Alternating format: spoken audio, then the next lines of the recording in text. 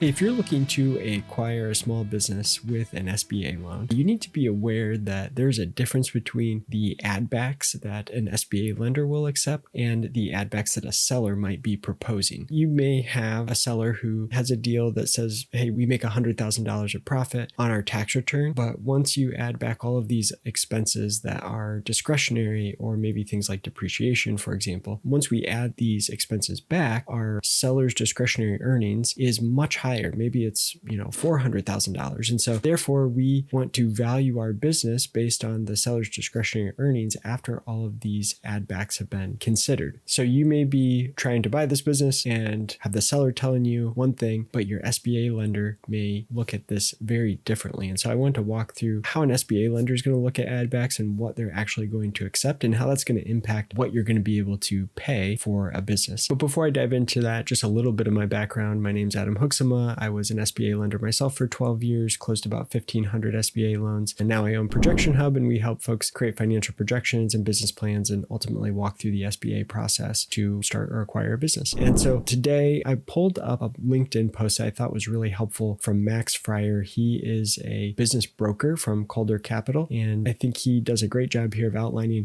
what add backs some lenders are likely to accept and which ones they're not.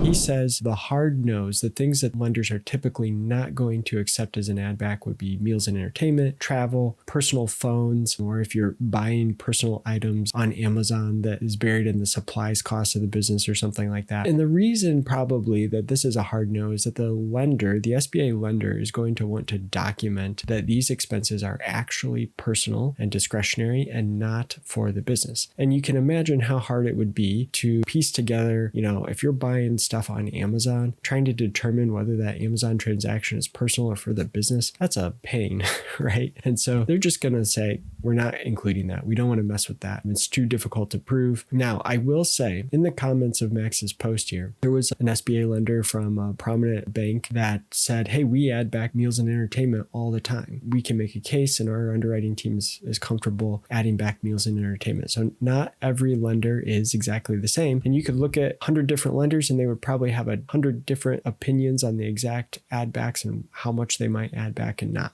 But as we kind of move down the list here, some of the things that are a maybe that might be added back, but you got to provide evidence. Things like if you are employing a family member or your personal retirement account as a seller, one-time repairs that are extraordinary. So this one I see all the time. People will say, oh, these repairs were one-time expenses. But if you look back historically, every year something's breaking down. Every year there's always some repair costs. And yes, that same thing might not need to be repaired every year, but something breaks. So this is why this is in the maybe category. If you can make the case that this was a very extraordinary repair year and it stands out from all the previous years, then you might be able to add that back. And then things that are generally acceptable here, seller salaries, but he says adjusted for the buyer. And so what that means, let's say the seller is paying themselves $100,000 a year and you want to add, the seller wants you to add that all back, right? Well, from a lender perspective, what the lender's trying to get to is how much cash flow do you have available to repay the loan? And they're going to look at this and say, well, hey, buyer, you are going to pay yourself $75,000 a year as a salary. And so we can really only add back the difference, that $25,000 difference between what the seller is paying and what you're going to pay yourself. Same thing with health and life insurance. I think, you can probably make a case generally that you could add those back. But as the buyer, are you going to have health insurance and life insurance? Are you going to end up paying for that? Is the business going to pay for that for you? Yeah, potentially, right? And so again, there's going to be a big difference is the point here. You could take a business that looks great from a seller's discretionary earnings perspective, but by the time the SBA lender's kind of gone through and said, we're not counting that, the amount of cash flow you have available for debt service has been brought down dramatically. So on that insurance example, I want to show you an example of a deal I was working on where the insurance add back became kind of a stumbling block here. And so this is our acquisition projection template that helps you kind of model out your deal and looking at it from an SBA perspective and ultimately trying to get to this green line here, this debt service coverage ratio, and seeing if it cash flows. Now, SBA lenders are going to want to see a debt service coverage ratio of 1.25 or above. And so in this example here, here, we're at 1.58 right now. But the way we got there, if we look at our expenses here, there is this historical expense for insurance of $61,000.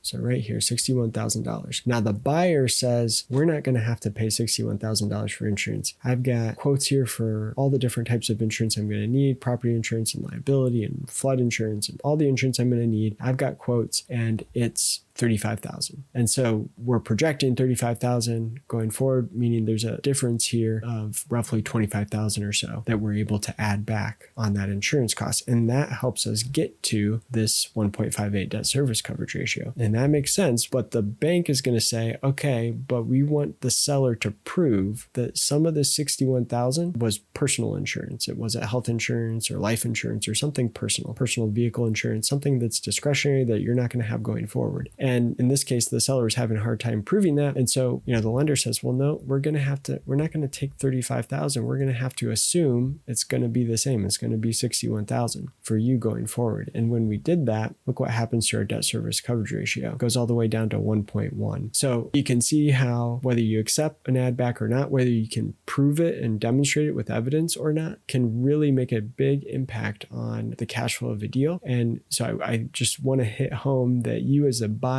need to make sure that when you're making an offer, if you are kind of accepting add backs, you need to be sure that the seller can actually prove those add backs. Otherwise, you're going to run into a stumbling block later down the road in underwriting with SBA. They're going to say, hey, we can't accept this, can't prove it. And then you're going to have to renegotiate the price or you're going to lose the deal and have wasted a bunch of time along the way. So anyway, I hope that's been helpful. If you have a deal you need to take a look at, I'm happy to do that. I offer a free SBA review. So you can fill out our free SBA review form. We'll put a link in the description of the video below. Fill that out. Feel free to reach out to us directly at support@projectionhub.com and we'd be happy to help. All right, thanks.